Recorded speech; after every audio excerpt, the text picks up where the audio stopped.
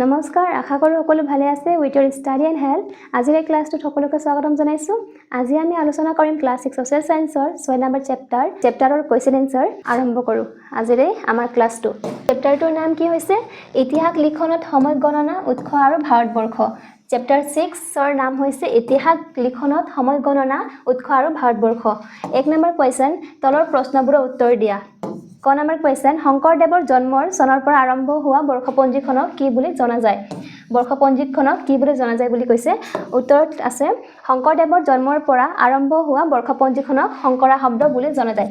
কি বুলি জনা যায়? শংকৰা শব্দ বুলি জনা যায়। 6 নম্বৰ কুৱেশ্যন ভাস্কৰা শব্দৰ আৰম্ভণি কোনজন ৰজাৰ ৰাজ অভিষেকৰ বছৰৰ পৰা হৈছে? ভাস্কৰা শব্দৰ আৰম্ভণি ৰজা ভাস্কৰ বৰ্মন ৰাজ অভিষেকৰ বছৰৰ পৰা হৈছে। কাৰ? কোন ৰজাৰ? ৰজা ভাস্কৰ বৰ্মন। গ নম্বৰ কুৱেশ্যন মুছলমানসকলৰ পৰম্পৰাগত বৰ্ষপঞ্জীখনৰ নাম কি? মুছলমানসকলৰ পৰম্পৰাগত বৰ্ষপঞ্জীখনৰ নাম কি? হিজৰী। হিজৰী বুলি কোৱা হয়। মুছলমানসকলৰ পৰম্পৰাগত বৰ্ষপঞ্জীখনক কি বুলি কোৱা হয়? হিজৰী বুলি কোৱা হয়। ঘ নম্বৰ কুৱেশ্যন গ্ৰেক বিয়ান বৰ্ষপঞ্জীৰ আৰম্ভণিৰ বছৰটো কোনজন বিশেষ ব্যক্তিৰ জন্মৰ পৰা গণনা কৰা হয়? গ্ৰেক বিয়ান বৰ্ষপঞ্জীৰ আৰম্ভণিৰ বছৰটোক যীশুখ্ৰীষ্টৰ জন্মৰ পৰা আৰম্ভ কৰা হয়। কাৰ? যীশুখ্ৰীষ্টৰ জন্মৰ পৰা আৰম্ভ কৰা হয়। 19 নম্বৰ কুৱেশ্যন এক দশক বুলিলে কি বুজা? এক দশক বুলিলে 10 বছৰৰ এক সময়ছোৱাক বুজায়। এক দশক মানে কি? 10 বছৰ সমান কি হয়? 10 বছৰ। 10 বছৰ মানে এক দশক। 6 নম্বৰ কুৱেশ্যন 1000 বছৰক একেলগে বুজাবলৈ কোনটো শব্দ ব্যৱহাৰ কৰা হয়? 1000 বছৰক একেলগে বুজাবলৈ সহস্ৰাব্দ শব্দ ব্যৱহাৰ কৰা হয়। কি শব্দ ব্যৱহাৰ কৰা হয়? সহস্ৰাব্দ শব্দ ব্যৱহাৰ কৰা হয়। 2 নম্বৰ কুৱেশ্যন ইতিহাস আৰু কাহিনীৰ মাজত কি পাৰ্থক্য আছে? কাহিনী কাল্পনিক হ'লেও ইতিহাস বাস্তৱ ঘটনাৰ আধাৰত লিখা হয়। ইতিহাস সঠিক তথ্য আৰু প্ৰমাণৰ ভিত্তিত লিখা হয়, কিন্তু কাহিনী মনোৰঞ্জনৰ উদ্দেশ্যে লিখা হয়। 3 নম্বৰ কুৱেশ্যন ইতিহাস লিখনৰ ক্ষেত্ৰত সবাতোতকৈ গুৰুত্বপূৰ্ণ উপাদান কি? ইতিহাস লিখনৰ ক্ষেত্ৰত সবাতোতকৈ গুৰুত্বপূৰ্ণ উপাদান হৈছে উৎস। অনুশীলনী 2 ক নম্বৰ কুৱেশ্যন ইতিহাস অধ্যয়নৰ উৎস বুলিলে কি বুজা? ইতিহাস অধ্যয়নৰ উৎস বুলিলে সেইসকল বস্তু বা তথ্য যাৰ সহায়ত ইতিহাসবিদসকলে অতীতৰ বিষয়ে জানিব পাৰে, এইবোৰে হৈছে ইতিহাস লিখনৰ আধাৰ। ইতিহাস মানে উৎস বা আধাৰ একে বুলিলে কি বুজা? ইতিহাস অধ্যয়নৰ উৎস বুলিলে কি বুজা বুলি কৈছে কুৱেশ্যনটোত। আমি উত্তৰত লিখিব পাৰোঁ ইতিহাস অধ্যয়নৰ উৎস বুলিলে সেইসকল বস্তু বা তথ্য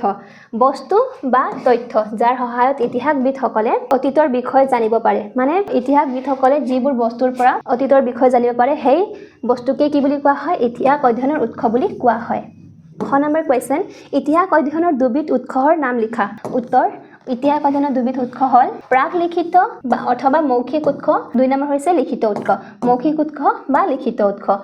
গ নম্বৰ কুৱেশ্যন এপিগ্ৰাফিষ্টসকলে কিহৰ বিষয়ে অধ্যয়ন কৰে? এপিগ্ৰাফিষ্টসকলে শিলালিপি আৰু তাম্ৰলিপিৰ দৰে খোদিত দলিলৰ বিষয়ে অধ্যয়ন কৰে।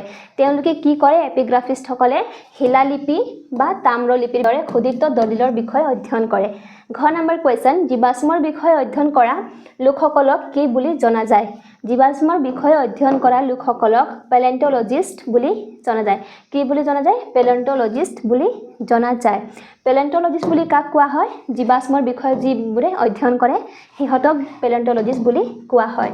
গ নম্বৰ কুৱেশ্যন নৃতত্ত্ববিদসকলে কোনবোৰ বিষয় অধ্যয়ন কৰে?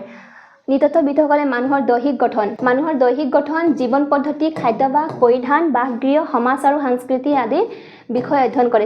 সিহঁতে কি কৰে? নৃতত্ত্ববিদসকলে মানুহৰ দৈহিক গঠন, জীৱন পদ্ধতি, খাদ্যাভ্যাস, পৰিধান, বাসগৃহ, সমাজ আৰু সংস্কৃতি আদি বিষয় অধ্যয়ন কৰে। কোনে অধ্যয়ন কৰে? সেই সকলো বিষয়ৰ ওপৰত নৃতত্ত্ববিদসকলে সেই সকলো বিষয়ৰ ওপৰত অধ্যয়ন কৰে। 2 নম্বৰ কুৱেশ্যন ইতিহাসবিদসকলে উৎসসমূহৰ সত্যতা কিদৰে নিৰূপণ কৰে? ইতিহাসবিদসকলে উৎসসমূহৰ সত্যতা কিদৰে নিৰূপণ কৰে? ইতিহাসবিদসকলে উৎসসমূহৰ সত্যতা নিৰূপণ কৰিবলৈ বহুতো উৎসৰ তুলনা কৰে। তেওঁলোকে সকলো তথ্য প্ৰমাণ গভীৰভাৱে পৰীক্ষা কৰি যিবোৰ তথ্য বিশ্বাসযোগ্য ইতিহাস লিখনত কেৱল সেইবোৰেহে ব্যৱহাৰ কৰে। মানে যিবোৰ তথ্য বিশ্বাসযোগ্য সেইবোৰেহে মানে সিহঁতি ব্যৱহাৰ কৰে ইতিহাসবিদসকলে। ইতিহাস লিখনত আন বিষয়ৰ ভূমিকা বৰ্ণনা কৰে। ইতিহাস লিখনত নৃতত্ত্ব, ভূগোল, ধৰ্ম, সাহিত্য, কলা, বিজ্ঞান, জীৱাশ্মবিদ্যা আদি বিষয়ৰ গুৰুত্বপূৰ্ণ ভূমিকা থাকে। এইবোৰ বিষয়ৰ সহায়ত ইতিহাসবিদে অতীতৰ জীৱন পদ্ধতি আৰু সভ্যতাৰ বুজ পাওঁতে সহায় লাভ কৰে। মানে ইতিহাস লিখনত আন বিষয়ৰ ভূমিকা কি বুলি কৈছে মানে তাৰ বৰ্ণনা কৰা মানে কি হয়। আমি চালোঁ যে নৃতত্ত্ব, ভূগোল, ধৰ্ম, সাহিত্য, কলা, বিজ্ঞান, জীৱাশ্মবিদ্যা আদি সকলো মানে ইতিহাস লিখনত সহায় কৰে। আৰু সেই সকলোৰ পৰা ইতিহাসবিদসকলে কি জানিব পাৰে? অতীতৰ জীৱন পদ্ধতি আৰু সভ্যতা সভ্যতাৰ বিষয়ে হেতি জানিব পাৰে অনুশীলনী 3 ক নম্বৰ কোৱেশ্চন সপ্ত হিন্দু বুলিলে ভাৰত উপমহাদেশৰ কোনটো অঞ্চলক বুজোৱা হয় সপ্ত হিন্দু বুলিলে ভাৰত উপমহাদেশৰ পঞ্জাব অঞ্চলক বুজোৱা হয় পঞ্জাব অঞ্চলক কি বুলি বুজোৱা হয় সপ্ত হিন্দু বুলি বুজোৱা হয় খ নম্বৰ কোৱেশ্চন ভাৰত উপমহাদেশ বুলিলে বৰ্তমান কোনটো অঞ্চলক বুজায় ভাৰত উপমহাদেশ বুলিলে বৰ্তমান ভাৰত পাকিস্তান বাংলাদেশ নেপাল ভূটান শ্ৰীলংকা মালদ্বীপ অঞ্চলসমূহক বুজায় মানে ভাৰত উপমহাদেশ মানে অকল ভাৰত নহয় তাৰ লগত বহুতো ৰাষ্ট্ৰ বা দেশ আছে যাক একেলগে ভাৰত উপমহাদেশ বুলি কোৱা হয় যেনে ভাৰত আছে পাকিস্তান বাংলাদেশ নেপাল ভূটান শ্ৰীলংকা আৰু মালদ্বীপ সেই সকলো দেশক একেলগে ভাৰত উপমহাদেশ বুলি কোৱা হয় এয়া আফগানিস্তান সেই চিত্ৰ দিয়া আছে এটো ভাৰত নেপাল সেই তিব্বত হেতু চীন নেপাল ভূটান বাংলাদেশ আফগানিস্তান হে শ্ৰীলংকা আৰু মালদ্বীপ আছে হিয়াত মানে মালদ্বীপ ক নম্বৰ কোৱেশ্চন অশোকে ভাৰতক বুজাবলৈ শিলালিপিত কোনটো শব্দ ব্যৱহাৰ কৰিছিল অশোকে ভাৰতক বুজাবলৈ শিলালিপি জম্বুদ্বীপ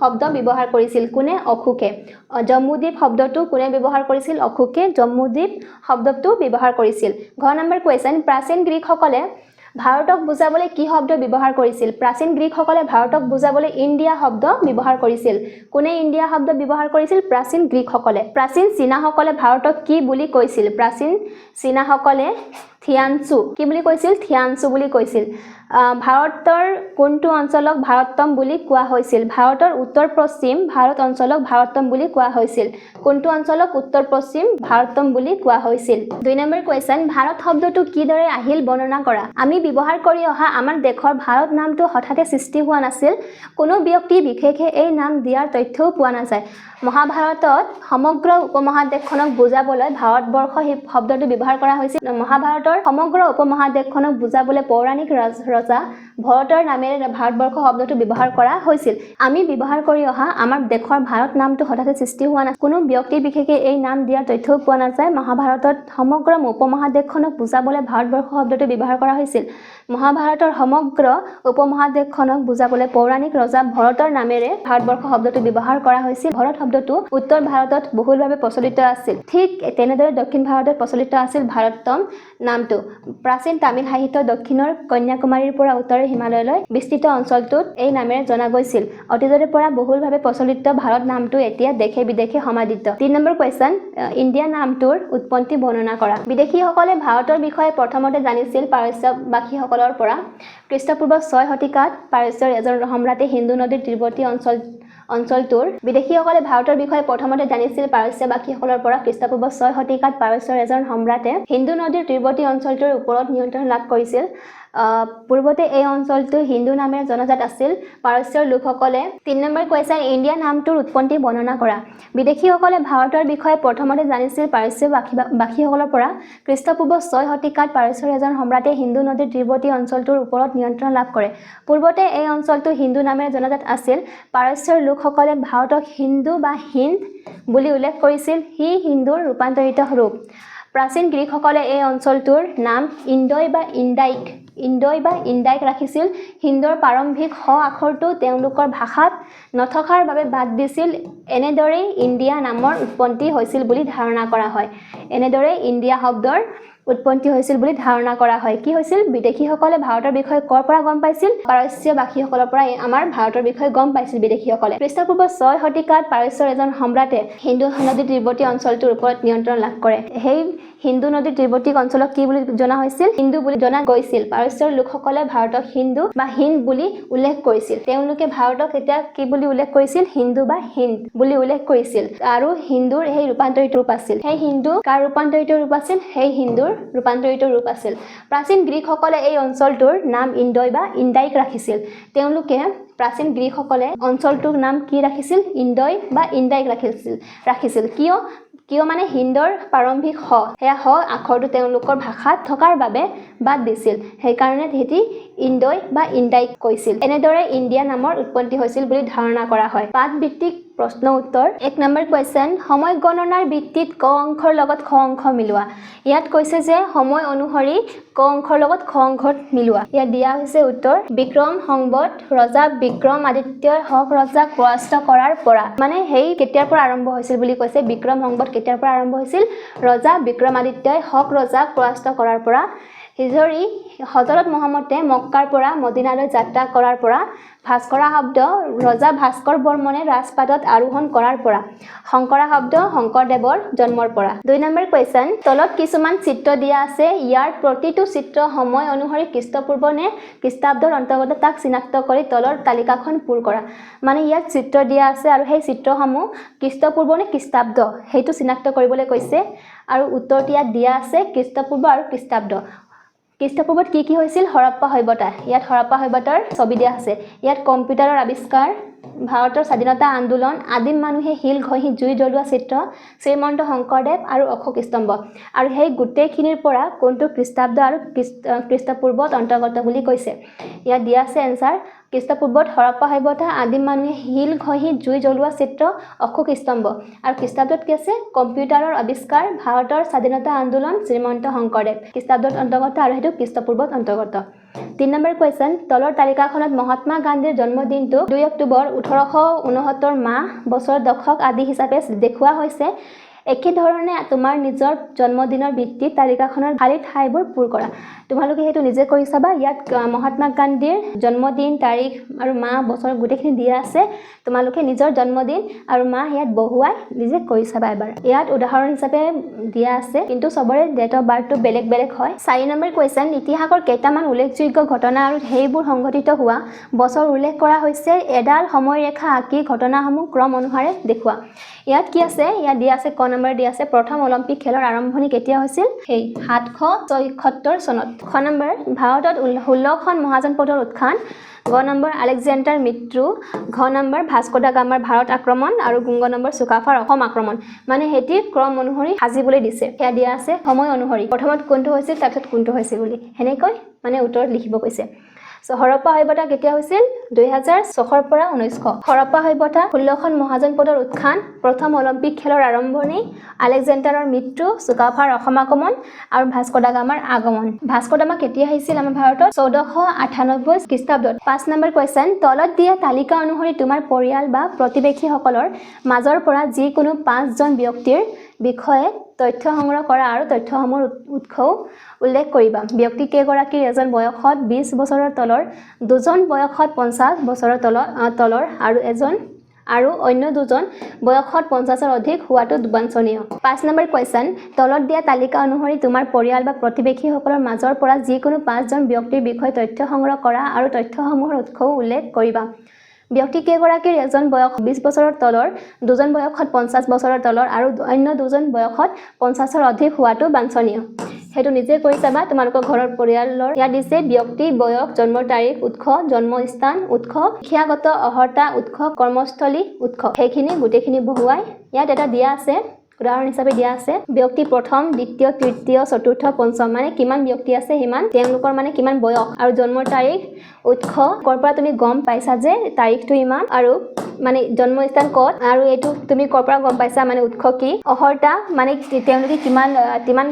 তেওঁলোকে কিমান শিক্ষা আহৰণ কৰিছে আৰু উৎস কৰ পৰা পাইছা ইয়াৰ কৰ্মস্থলী কি এতিয়া বৰ্তমান কি কৰি আছে আৰু উৎস তুমি এইটো কৰ পৰা জানিব পাৰিলা 6 নম্বৰ কোৱেশ্চন তলত তিনি ধৰণৰ উৎসৱ চিত্ৰ দিয়া হৈছে চিত্ৰকেইখন ভালদৰে চাই তাৰ পৰা সেই সময়ৰ কি তথ্য লাভ কৰিব পাৰি খালি ঠাইত লিখা চিত্ৰকেইখন উপন্তু ভাগৰ অন্তৰ্গত ইয়াৰ সেই চিত্ৰ দিয়া আছে পাঠ্যপুথিত সেই তিনিটা চিত্ৰ দিয়া আছে আৰু ইয়াৰ উত্তৰ হেতু হেয়া প্ৰথম চিত্ৰ ইয়াত কি হৈছে প্ৰথম চিত্ৰত কি হৈছে চাহ কাৰখানাৰ ভিতৰ চাহ পতা বাছনি কৰা ইয়াত কি হৈ আছে চাহপাত বাছনি কৰি আছে উৎসৱৰ ভাগ উপনিবেশিক অৰ্থনৈতিক বিকাশ আৰু সামাজিক পৰিৱেশ তথ্য লাভ উপনিবেশিক সময়ৰ চাহ উদ্যোগ আৰু শিশু শ্ৰমিক ব্যৱস্থা হস্তশিল্পৰ স্থান লোৱা কল কাৰখানা ভাৰতীয় কল মজুৰিৰ কষ্টদায়ক জীৱন 6 নম্বৰ দ্বিতীয় চিত্ৰ প্ৰাচীন মূৰ্তি চিত্ৰ ৰথ মানুহ জনজীৱন উৎসৱৰ ভাগ ঐতিহাসিক ধাৰ্মিক সাংস্কৃতিক পৰম্পৰা তথ্য লাভ প্ৰাচীন ভাৰতৰ ৰাজনীতি সমাজ আৰু পৰিবহণ ব্যৱস্থাৰ ছবি ঘোঁৰা টনা ৰথ